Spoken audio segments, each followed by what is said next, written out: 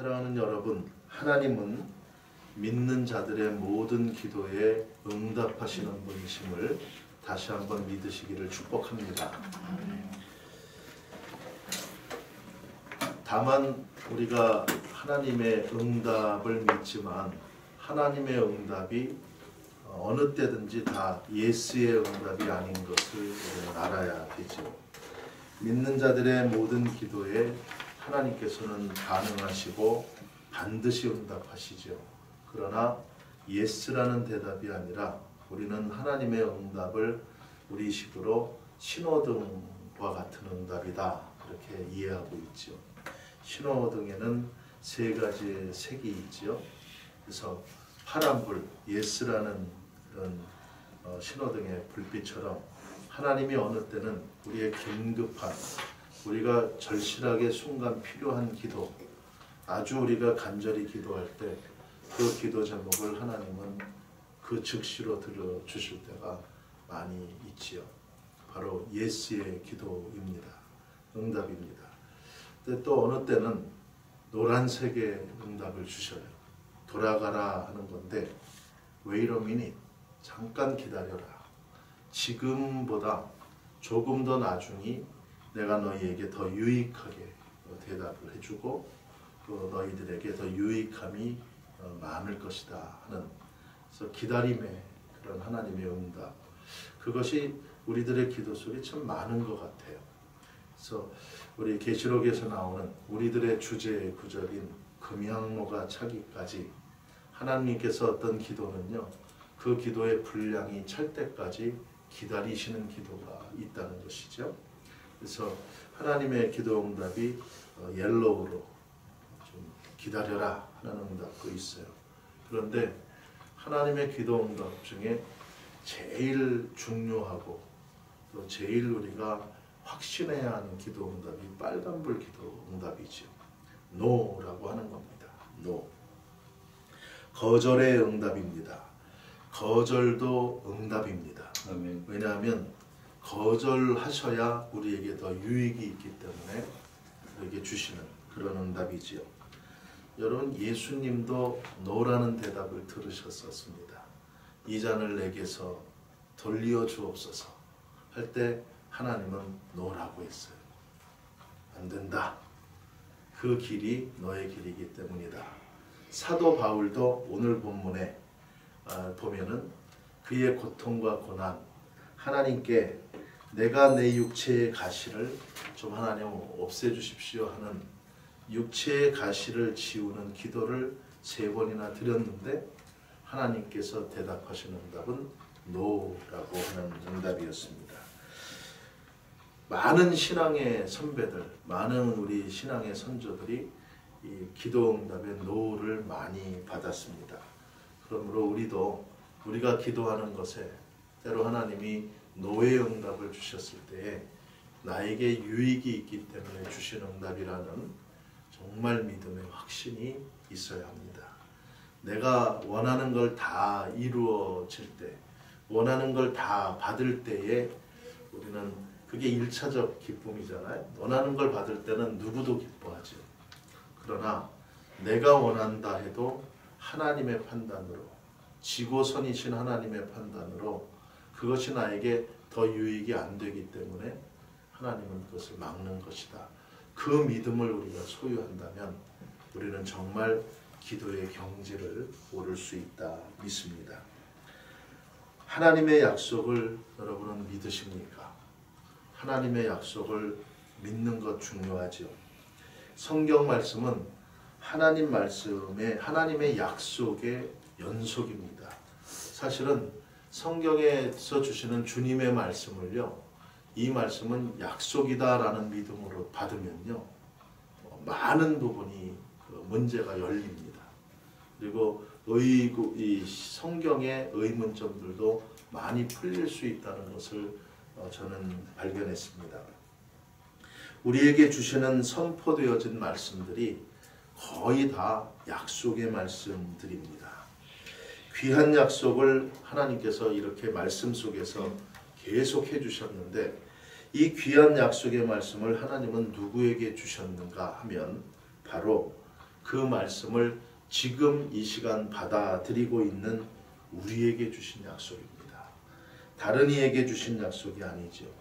2000년 전에 선포되어진 그 약속이라 할지라도 지금 이 시간 우리가 읽고 있고 우리가 받아들이면 하나님은 곧바로 2000년의 타이밍을 넘어서 우리에게 그 약속을 은총을 주신다는 것을 우리는 믿어야 합니다. 우리가 선교를 하면서 우리는 터키의 영혼들을 품고 이렇게 이제 기도를 합니다. 그런데 우리가 터키의 영혼들을 구체적으로 기도 제목을 갖고 우리가 품고 기도하지만 우리가 기도해야 할 대상은 터키의 영혼들만 국한된 것은 아니죠. 여기서 터키의 영혼을 위해 기도하는 이 훈련이요, 우리가 또 다른 곳에 가서 교회 생활이나 가정에서 가정의 예배를 드리고 또 교회에서 예배를 드리고 할 때에 우리들의 기도의 성향을 굉장히 풍부하게 만들어주죠.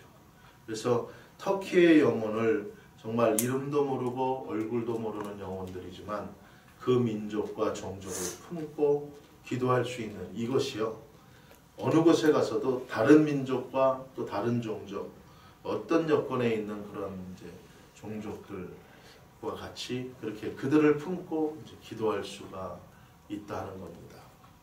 여러분, 우리가 터키 선교를 하고 이제 터키의 많은 순교자들, 틸만 선교사 뭐 이런 순교자들을 이렇게 생각하고 했잖아요. 전 이번에 터키 선교를 가서요, 틸만 선교사님은 수많은 순교자 중에 한 분이었다는 것을 알고 왔어요.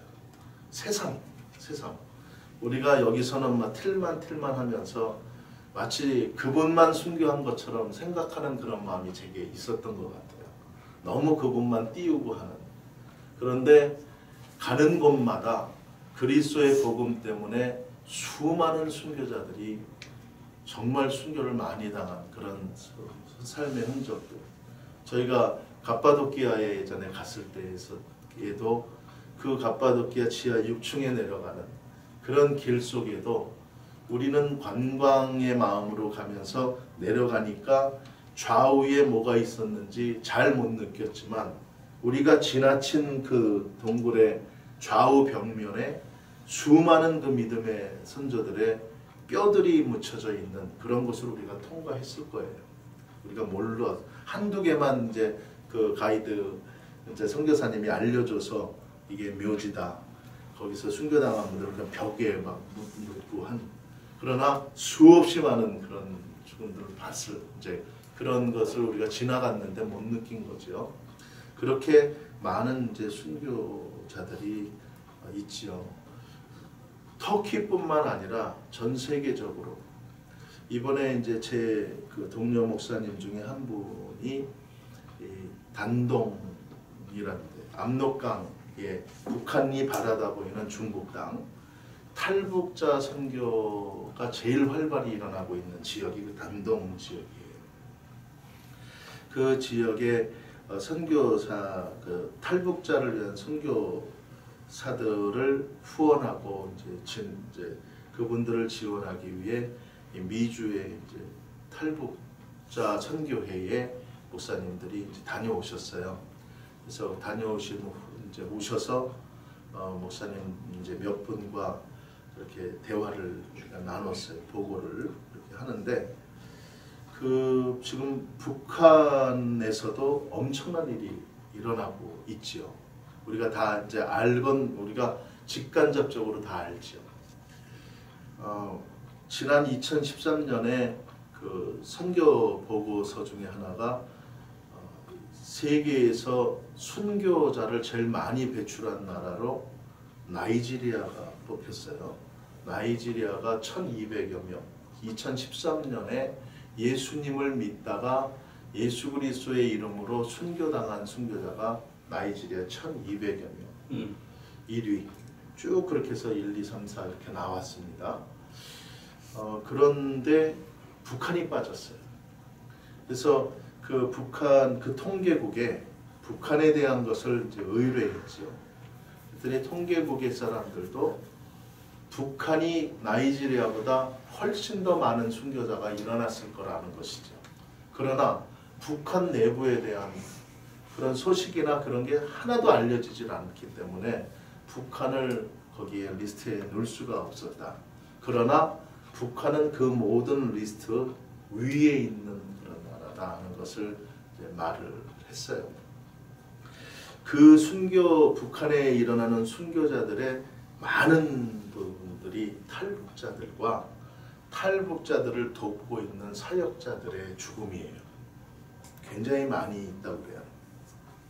대표적으로 선교명을 쓰시는 안요한 선교사라는 분의 이제 인도를 받고 쭉 다녀왔는데, 지금 그 단동 지역에서는 어떤 일이 일어나냐면 압록강을 바라보면서 그 북한을 다 보는 거예요. 관광객들이 엄청나게 거기에 몰리고 있어요. 어느 나라 관광객이냐? 중국 관광객들. 중국 관광객들이 북한 쪽을 이렇게 바라보면서 그렇게 이제 하는 거예요. 근데 이 북한 당국이 중국 관광객들에게 암암리에 돈을 받고 북한 땅, 압록강을 넘어서 배로다가 보트로 압록강을 넘어서 북한의 신호주 그 접근 지역에 가까운 지역에 북한 땅을 밟고 거기서 사진 찍고 하는 그 관광이 지금 성행하고 있어요. 그거는 그 주변에 군인들만 하는 거예요. 돈을 받으면서. 그 통로로 많은 이 탈북자 사역자들이 같이 왔다 갔다 들어갔다 나왔다 하는 거예요. 그래서 많은 여행객들을 통하여 이 성경도 그들에게 전해주고 또 국수 이런 거 많은 그런 것들도 전해주고, 요즘은 북한에 굶주린 사람들을 위해 여행자들 들어갈 때마다 뭐를 주냐면 누룽지, 말린 누룽지를 주는 거예요. 그 말린 누룽지를 압축해서 이 비닐팩 하나에 이렇게 넣으면 5식구가 3번을 먹을 수 있는 그런 누룽지 팩으로, 그렇게 해서 이제 국수는 보관도 힘들고 막 그렇잖아요. 또 그러니까 누룽지에서 제가 너무 굿 아이디어라고, 그래서 그런 것들로 막 이제 다니고 하는데, 근래에 작년 11월에 김정욱이라고 하는 한국 그 탈북자를 돕는 분이 그 배를 통해 들어갔다가 곧바로 잡혔어요. 잡혀서 지금 북한 당국에서 최근에 재판을 받고 무기징역을 받았어요. 간첩 혐의예요. 근데 그 사람이 누구냐면 안요한이라는 선교사와 동역을 하고 있던 분이에요. 근데 그렇게 하고 있는데 이분들을 돕던 한 그 탈북자 출신의 한 사람이 북한의 저쪽 땅에서 북한 고위직 간부가 목사님을 좀 오라고 그런다. 보자. 자기네 도움을 좀 하겠다고 좀 오라고 그런다 하여 가려고 이제 그럼 가자. 그래서 성경도 갖고 또 그 사람들에게 전해줄 교리서 같은 책자들, 복음 책자들, 또 영상, 예수님 영화 같은 영상들 늘 하던 대로 그렇게 갖고 들어갔다가 간 순간에 잡혔어요. 그러니까 그들이 이미 이분을 잡으려고 계략을 꾸몄던 거죠. 그래서 탈북자를 돕는 선교사들을 북한 당국에서도 다 알고 있어요. 다 알면서 어느 때 저들을 잡으면 가장 세계적으로 이슈가 되고 자기들에게 유익할까를 알고 그렇게 보는 것이죠. 그런데 그 북한 당국이 다 알고 있는 것을 탈북자를 섬기는 선교사님들은 다 알고 있어요. 자기들은 그렇게 북한 당국에 나중에 잡혀서 순교를 당하더라도 하겠다라는 각오로 북한의 한 영혼을 위해서라도 하겠다 하는 사람들이 많다는 거예요. 하나님은 그러한 사람들, 그분이 김정욱 선교사가 그래서 잡혀서 이제 갔는데 인터넷에 이렇게 서치해 보면 김정욱 선교사 그렇게 갔다 하는 내용이 이제 나오고 밑에 많은 댓글들이 달려서 그분을 평가하고 하는데, 많은 부분들이 나도 크리스찬이지만 왜 저렇게 이해하지 못할 짓을, 어렵고 가지 말라고 하는 데 가서 뭐 이렇게 민폐를 끼치냐 하고 막 말하는데, 저는 선교를 담당하는, 선교를 하는 목사로서 그런 일들이 있어야 된다고 보는 거예요. 내가 죽음을 불사하고 남들이 이해하지 못하는, 바울이 그랬으니까 거기 가면 죽는 건 알지만 갔단 말이에요. 가서 핍박을 당하고 환난을 당하는 건 알지만 갔다고. 그때도 안요한 선교사는 이분이 좀 이상하니까 가지 말라 했어요. 이분은 이럴 때 내가 안 가면 어떡하냐, 가서 순교를 당하더라도 나는 가야 된다. 그래서 간 것이고, 이제 그렇게 지금 무기를 받고 있다. 하나님이 어떻게, 그가 오간해서 어떻게 하나님이 섭리하실지 저는 모르지만 기대해요. 기대하고, 그렇게 지금 북한은요, 또 이제 알게 된 게, 그런 분들의 수고를 통해 북한 고위직 안에 암암리의 그리스도인들이 다 퍼져 있는 거예요. 지금.